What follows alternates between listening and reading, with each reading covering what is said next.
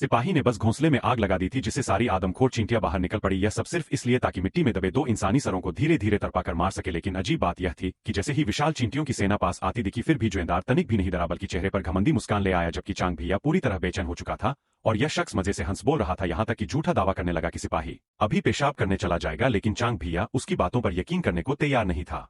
तभी अगले ही पल वाकई सिपाही पेट पकड़कर टट्टी करने निकल पड़ा। यह देखकर चांग भैया हैरान रह गया, मगर उसने जैसे ही सिर घुमाया सामने वाला दोस्त तो कब का गायब हो चुका था। बचपन का यार होते हुए भी उसने उसे अकेला छोड़कर भाग जाने में तनिक भी शर्म नहीं की। चांग भैया गुस्से से दांत पीसने लगा, लेकिन तभी सिपाही वापस लौट आया और जुएदार ने मौके का फायदा उठाकर उसे डंडा मारकर ढलान से नीचे गिरा दिया। असल में उसका इरादा था कि दूसरा सिपाही जांच करने आए, लेकिन इससे पहले ही उसने एक और डंडा मारकर उसे गहरी खाई में धकेल दिया, जो सीधे आदमखोर चींटियों के घोंसले पर जा गिरा। और 1 मिनट से भी कम में चींटियों ने सिपाही का मांस पूरी तरह चबा डाला। चांग भैया को लगा कि यार उसे बचाने आया है, मगर उल्टा जुएदार ठंडी नजर से तमाशा देखता रहा और आराम से शराब पीने बैठ गया। अब जब चींटियां और करीबा पहुंची तो चांग भैया समझ गया कि अगर कोई उपाय किया तो उसकी मौत तय है।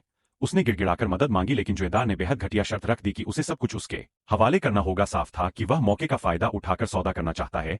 चांग भैया मजबूरी में मान गया क्योंकि अब जान बचाना जरूरी था। तभी आदमखोर चींटियां उस पर टूट पड़ने ही वाली थी, लेकिन जुएदार तनिक भी नहीं घबराया। उसने एक बड़ा घूंट शराब का लिया और उसे मशाल पर छिड़क दिया। शराब में मौजूद अल्कोहल से तुरंत भयंकर आग भड़क उठी जिसने चींटियों की सेना को जलाकर राख कर दिया। वह लगातार आग उगलता रहा और जल्द ही पूरी चींटी सेना राख हो गई। चांग भैया ने सोचा अब तो उस